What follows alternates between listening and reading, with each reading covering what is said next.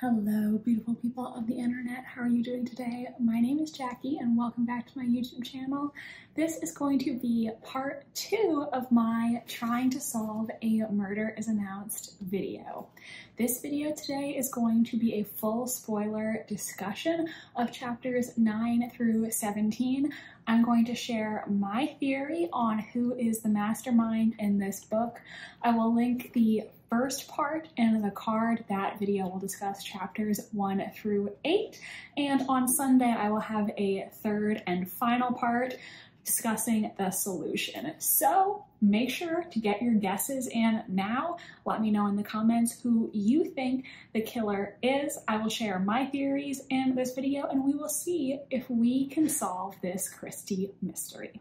Now this is the part where I would normally respond to your comments, but I must confess I'm filming this on Sunday the 27th, not that long after the part 1 video came out, because last night after I filmed part 1, I told myself I was just gonna read a little bit of the book, but then I ended up reading the entire section that we're gonna discuss in today's video because I was just too into it. So I am filming this video on Sunday, and if there's anything in the comments that I think really needs to be brought up, a future version of me will cut in here to share your theories from the comments. But yeah, I'm sorry, I just couldn't wait. I was too into the book, I wanted to keep reading. Whereas in part 1, I was honestly just confused, I do have a theory now as to what's going on. I can't quite make all the pieces fit together, but I will tell you my kind of bonkers theory and we'll just see how it all comes together in part 3.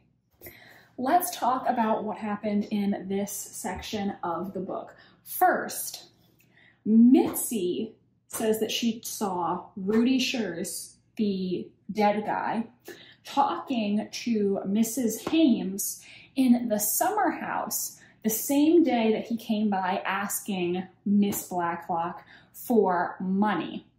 Mitzi claims she heard them talking about somewhere Rudy could hide, and she heard Mrs. Hames mention something about 6:15, which is right before the murder was supposed to occur. Meanwhile, Inspector Craddock is in the house and he discovers that there are 2 doors to get you into the drawing room, because it used to be there was a large drawing room, a main drawing room, and then also a smaller one, but they had done a renovation to combine them into one room. And when they did that, they closed up one of the doors because they didn't want 2 doors that were just going to take you into the same room. However, even though Miss Bunner says they never used the door and it was bolted up, Craddock is able to get the key out of the hall table and he opens the door. So clearly, if it was not in use, somebody used it recently. You can tell that the door was oiled, the hinges were oiled, so clearly somebody was using it, and this kind of validates Miss Marple's theory from earlier where she theorized that maybe somebody standing behind Rudy was actually the shooter, because with this door, somebody who was in the room after the lights went out could have easily just walked out that door to approach Rudy from behind and then rejoin the group before the lights came back up. I feel like that was very confusing, but hopefully, you read the book and you understand what I'm talking about. I feel like there are some other characters that we should add to this board, but I don't know if I can fit them because we get a lot of Miss Blacklock's backstory. So can I fit these people on here? There's a lot of characters in this book. So we learn in this section that many years ago, Letitia Blacklock was the secretary to this man, this millionaire named Randall Godler. He is now deceased, but Randall Godler, he was married to this woman named Belle, who has not been of good health. She's always been a more sickly person. So Randall Godler, in his will. He left his money to his wife, Belle. But if Belle dies, all of his money will then go to his former secretary, Letitia Blacklock. All right, there's really not a lot of room on this board, but I fit it in. So, Randall Godler, he was a millionaire. Miss Blacklock was his secretary. If Belle Godler dies, Letitia Blacklock gets his fortune. And Letitia mentions that she's heard that Belle Godler's health is failing. In fact, she only has weeks left to live, which means that very soon Letitia Blacklock could be coming into a significant amount of money. Now, we also learn more about Letitia Blacklock's backstory in this section, where she mentions that she went with her sister to a sanatorium in Switzerland just before the war, and her sister died of consumption there in Switzerland. She says she only came back to England, Letitia Blacklock, I mean, a little over a year ago. So immediately, this was interesting to me because I was like, why is this whole backstory about the sister being brought up? It seemingly has nothing to do with anything. And that to me was a red flag. So let's put a pin in that for later. But there's still more with Randall Godler and this inheritance. So follow along. Randall Godler, he didn't have any kids, but he did have a sister named Sonia, and Sonia married this man who Miss Blacklock describes as being Greek or Romanian or something like that, and Randall Godler did not approve of his sister marrying this man. But Sonia and her husband ended up having twin children who she named Pip and Emma. So, if Belle Godler were to die, and Letitia Blacklock were also to die, then Pip and Emma would inherit the money if Miss Blacklock was also out of the way. So my first thought about this is Pip is more so traditionally a nickname for Philip, like think of Great Expectations, but we do have a Philippa. So could she be Pip? I don't know if that's like too obvious, or even, like, I don't remember if they said how old Mrs. Hames is supposed to be. I mean, she's a war widow, so she's not that old. I don't know if the years check out, but immediately, like, the name Pip made me think of Philippa. Like, that could easily be a nickname. Or think about, like, you know, Pippa Middleton. Pippa, her real name is Philippa, so I could definitely see that being a nickname. I just don't know if that's like too on the nose. And so then my next thought is, you know, Miss Blacklock describes the man Sonia Godler married as being Greek or Romanian. So that made me think of Mitzi, because she's an immigrant who is from somewhere between Germany and Russia. So I was like, maybe she is one of these twins. Again, I don't know, but those were my first thoughts. So as for Inspector Craddock, he immediately latches on to this twin thing, and he wonders if Patrick and Julia Simmons could actually be Pip and Emma, because, as previously mentioned, Miss Blacklock only came back to England a little over a year ago, and she met Patrick and Julia, her alleged distant cousins, for the first time 2 months ago. So if they really weren't Patrick and Julia, she may not know because she's never seen them before. If these two people presented themselves to her as, you know, her relations, she would be none the wiser. So Inspector Craddock really latches onto this idea that these two could be Pip and Emma in disguise. And while I do think that is an interesting idea, Inspector Craddock, and would be a really good twist, obviously, if we're bringing this up at this point in the book, I don't think it's true. So interesting thoughts, but I doubt it. Now, I also wrote down that around this part of the book, there is a passing comment made about there being a cigarette burn on one of the tables, and I don't think this comment is actually a passing comment, okay? It just immediately raised a red flag, and do I know exactly where they're going with this comment? No. But do I think it's going to be somehow relevant? Yes. Yes, I do. Then we have a couple odds and ends with the other characters. We find out that Edmund Sweetenham, the writer, he is in love with Philippa Hames and even proposes marriage to her, but Philippa turns him down, basically saying, listen, you don't actually know me that well, so how can you talk about being in love with me? Miss Hinchcliffe points out to Miss Murgatroyd that the door at Little Paddocks is a swing door. So how would the killer have held the door open while also using the flashlight and shooting? It doesn't really make sense. Either he has to be holding it open, which is going to use, you know, one of his arms, or he's using something to hold it open, but that doesn't really ring true to them. Like, they don't remember him moving anything to hold the door open. So that kind of implies that somebody else was there. Colonel Easterbrook also notices that one of his revolvers is missing. He has this Hun revolver, I guess is like a collectible or something, and he can't find it.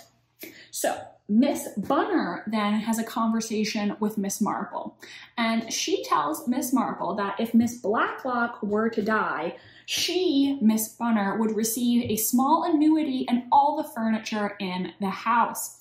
She comments that she thinks Letitia is too trusting and basically makes comments saying that she doesn't trust Patrick Simmons. Patrick has asked Letitia for money multiple times before, and Miss Bunner basically doesn't think that he is trustworthy. Miss Bunner also reveals to Miss Marple that she overheard a strange discussion between Patrick and Julia. They were arguing about something, and I wrote down these direct quotes. She heard Patrick say, quote, "If I thought you had anything to do with a thing like that," to which Julia replied, quote, "Well, little brother, what would you do about it?" End quote. Some other things that happen in the scene that feel like they're going to be relevant. So Bunch and Miss Marple are talking. They're in like a tea shop or something. And at one point, Bunch says the name Julia, and the waitress thinks they're talking about her because it turns out her name is also Julia. This prompts Miss Marple to have some sort of thought, but then she tells Bunch that it's nothing and doesn't explain what she was thinking about. Miss Marple also mentions that Miss Blacklock is short-sighted, which, again, do I know exactly where that detail is going? No. But does it seem like something that was brought up for a reason? Yes. I don't think that Miss Marple was just making a comment on Miss Blacklock's eyesight for no reason. Inspector Craddock goes up to Scotland to talk to Belle Godler because that's where she's living, in like a care home or something of that sort. And she reveals like a whole bunch of information. She talks about how Letitia Blacklock was always a more masculine than feminine woman. Letitia's sister Charlotte was an invalid with some kind of deformity, and their father was terrible to them. A tangent. So this is another time we're bringing up Charlotte, the sister who apparently died in Switzerland. And I believe Miss Bunner also knew Charlotte when they were younger. I was actually very confused at first because, okay, so Miss Bunner often refers to Letitia as Letty, and she also calls Charlotte Lottie. And honestly, the first time that she mentioned Lottie, I didn't realize she was talking about Miss Blacklock's sister, because since Letty and Lottie are so close together, I thought it was just like a typo in the book and that she was talking about Letitia, but no, Charlotte is the sister, also known as Lottie. Yes, it is very confusing. We also discuss Sonia Godler and her marriage. Apparently her husband's name was Dimitri Stamfordis, so very Greek sounding, and he apparently had a criminal record, which was part of the reason why Randall Godler did not approve. Mrs. Godler says that Sonia and her husband moved to America with their twins, Pip and Emma, but she has no idea if any of them are still living.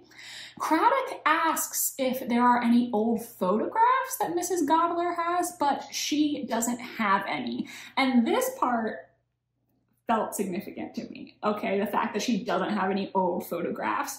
So Should I say my crazy theory now, or should I save it for later? I guess this is the part where I wrote it down, so I'll tell you. So, what if Letitia isn't Letitia?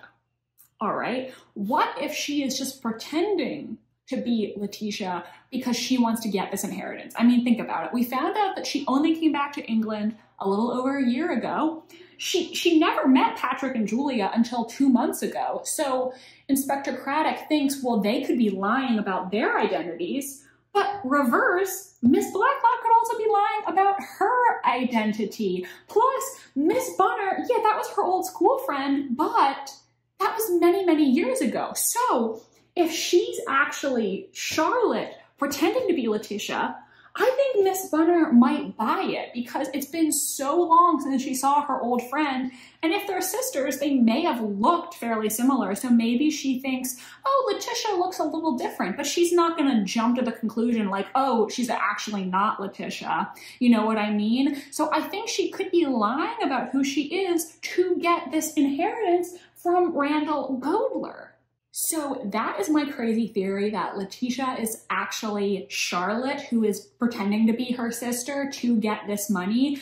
There are a few wrinkles in this theory that I haven't quite figured out, which I'll bring up at the end. But what really got me on this train of thought is I just didn't know why this Charlotte subplot was in the story, right? Like, why did Agatha Christie choose to mention this sister multiple times?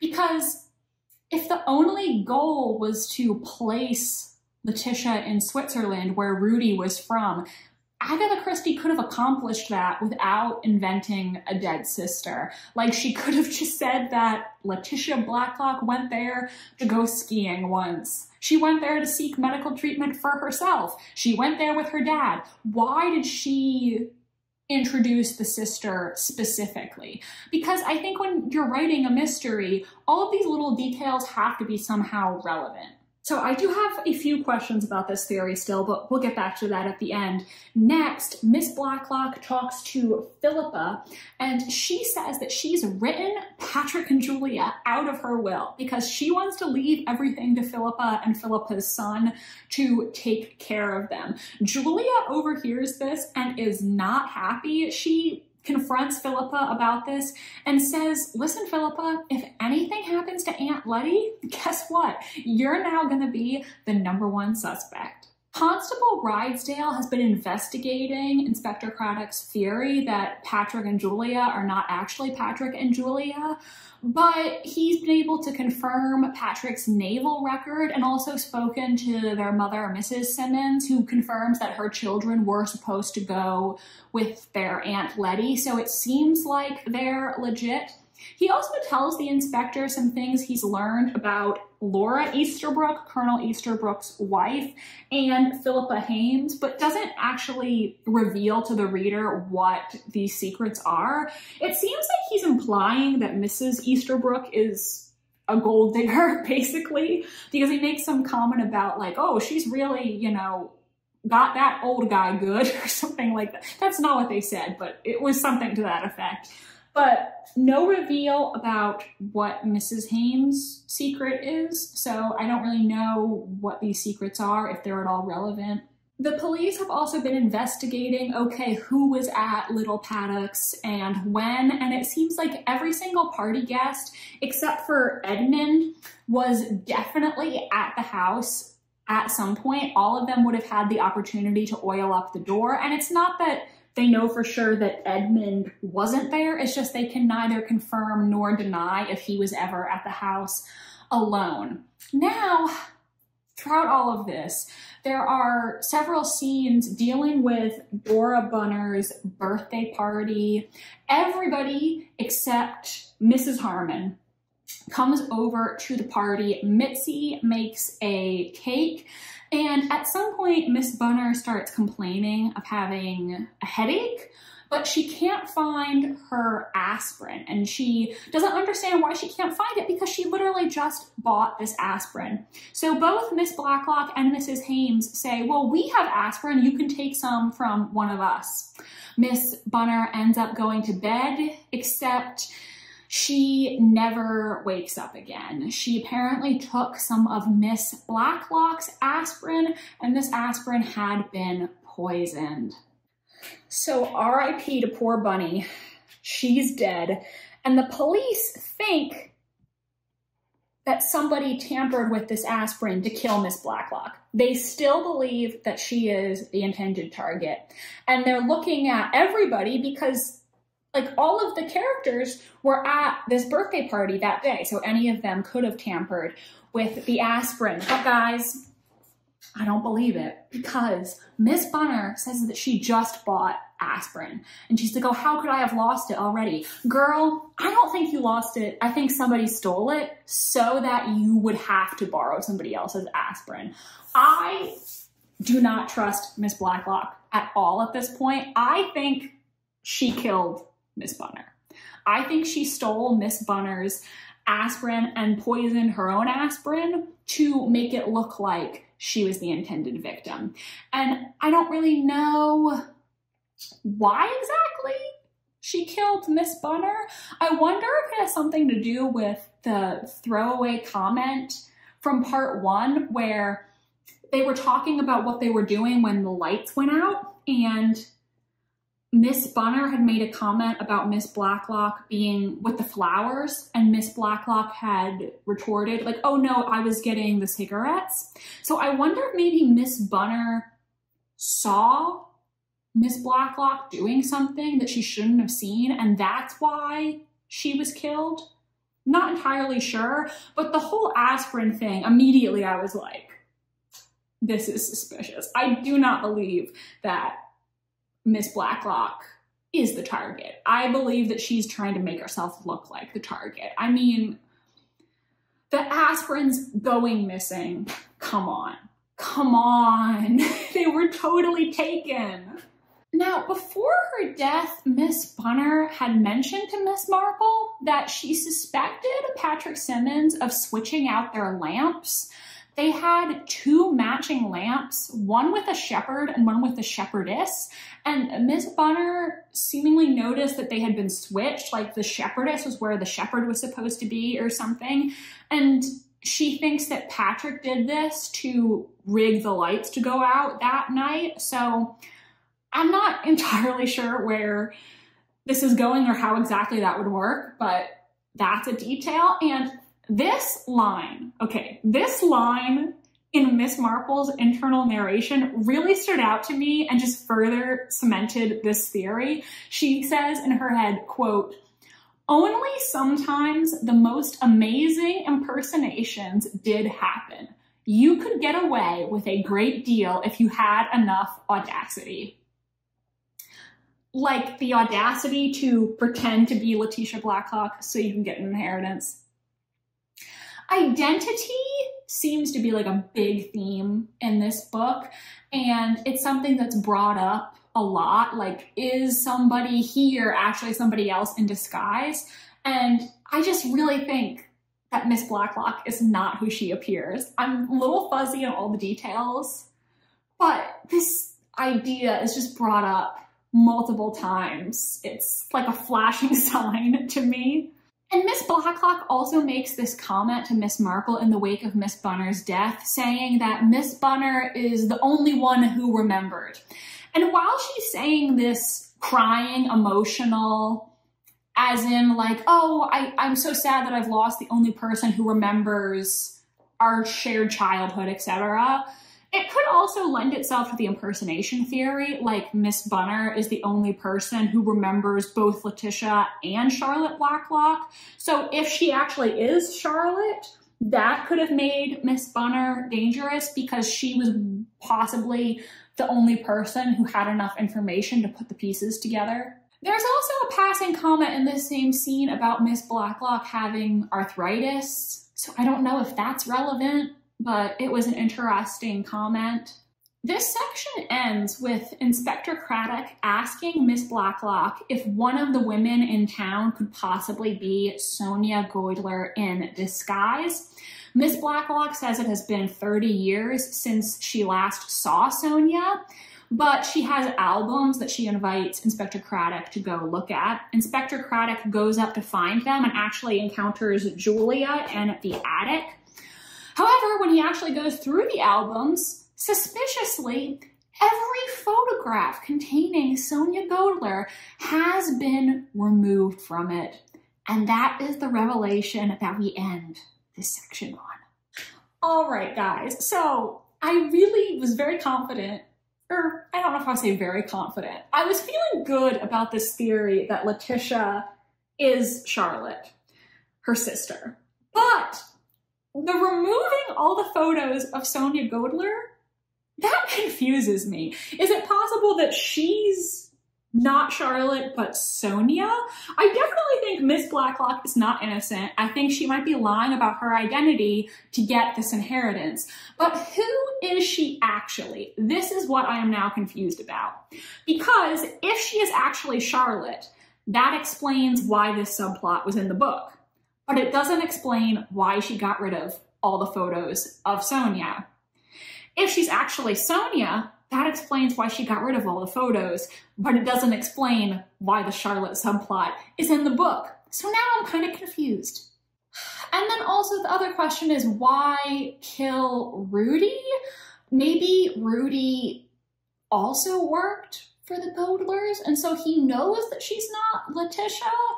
I don't know. I think clearly he had some kind of information that meant he needed to be done away with, and that's why she concocted this whole scheme. I also don't understand, okay, if it's actually Miss Blacklock, why invite all these people to her house that night? Just to evade suspicion? Like, clearly, if it's actually her, she's doing a lot to make herself look like the victim, but why tell everybody there was gonna be a murder? Like, she could have just invited a bunch of people over for a dinner party. I mean, they all come to her house for Miss Bunner's birthday party. Like, why not do it then? Like, why specifically go out of her way to say that there's gonna be a murder? That doesn't make sense to me. I feel like if just her goal was to make herself look like the victim of an attempted robbery and get Rudy out of the way with plenty of witnesses, she still didn't need to do this specifically. It doesn't fully make sense to me, but I don't know. So that is it for this section. I do not trust Miss Blacklock at all. I think she is lying. She was never the intended target. I'm just very confused because I don't understand why get rid of all the photos of Sonia. That doesn't make sense to me. I mean, obviously, if she's actually Charlotte, she would want to hide photos that would prove she's not Letitia. But why get rid of the photos of Sonia? But if she's actually Sonia, then what's the point of the Charlotte subplot? I don't know. I think she's lying. I don't trust her. I'm just not sure of all the details. There are some things I still haven't figured out, but we'll see. So everybody, that is it for part 2 of our A Murder is Announced solve along. Let me know in the comment section, do you think these theories make sense? Am I nuts? And do you have any insight to help me put these pieces together? Because I'm still confused about a couple of things. Do let me know in the comments section. If you're still here and you don't know what to comment, but you want to show your support, why don't you leave your favorite orange emoji, orange or purple emoji in the comment section. On a Sunday, I will post a final video to wrap up this book and discuss the solution to the mystery. So do subscribe to my channel if you want to see that as soon as it comes out. If you liked this video, please give it a big thumbs up. It really does help my channel. And subscribe if you want to see more from me. I post new videos every Wednesday and Sunday. I think that about covers it for today's video, and I hope you have a beautiful rest of your day. Bye, and I'll talk to you soon.